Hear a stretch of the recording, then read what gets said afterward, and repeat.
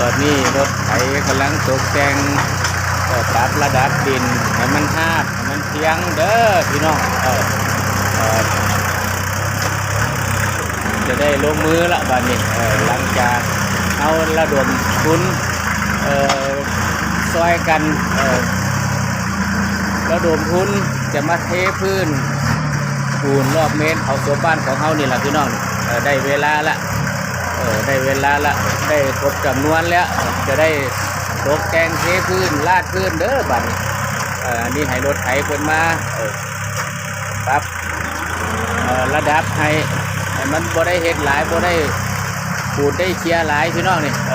บ้านของเขาเมนวัดบ้านของเขานี่แหละวัดสิริมงคล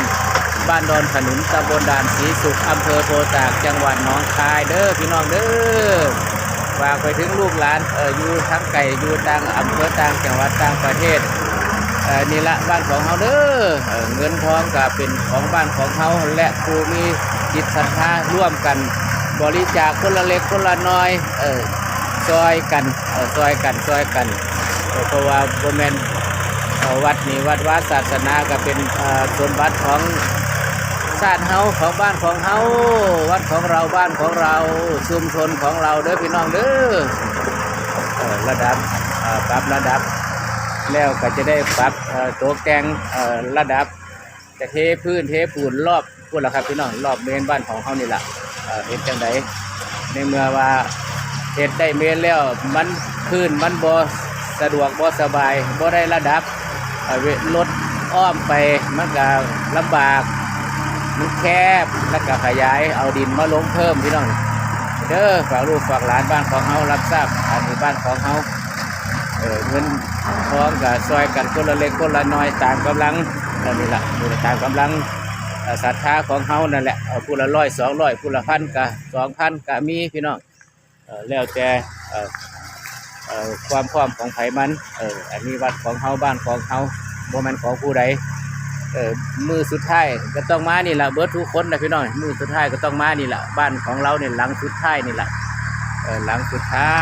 ยครับพี่น้องประมาณนี้แหละครับพี่น้องอันนี้ก็สร้างกำลังรถแท็กเตอร์รถไถกำลังปรับให้เดี๋ยวคณะกรรมการก็แล้วตามมามื้อนี้ก็สิพากันตกแต่งบริเวณปรับระดับนี่แหละพี่น้องปรับระดับแล้วตอนนี้เอาใส่รถอยู่ใส่รถเคลียร์ใส่รถเกตอยู่ต่อไปก็จะได้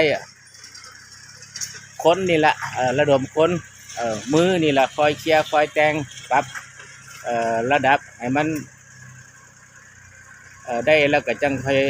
รถซีแพ็คมาเทื่อเดียวเลยพี่น้องเด้อพี่น้องเด้ออันนี้ฝากลูกฝากหลานรับทราบอันนี้บ้านของเฮาก็ประมาณนี้แหละครับวัดของเฮาก็ได้เป็นวัดบ้านนอกวัดยากจนอยู่คุณบ่หลายก็ได้เงินจากพี่จากนอกจากลูกหลานจากพี่น้องผู้ทางใกล้ทางไกลผู้คนมีจิตศรัทธาทำบุญน้ำกันเทปูนรอบเมนน้ำกันขอบมกขอบใจขอบคุณพี่น้องที่ร่วมทำบุญในครั้งนี้เด้อเป็นเงินของพี่น้องทุกคนเนาะอยู่ใส่กับพัฒนาหันสิ่งต่างๆกับเป็นของคู่กันวัดกับบ้านกับคู่กันเด้อพี่น้องเด้อเอาเป็นคลิปนี้ก็อย่าลืมพี่น้องกดบักกระดิ่งบักกระโลงให้พ่อใหญ่สายเด้อ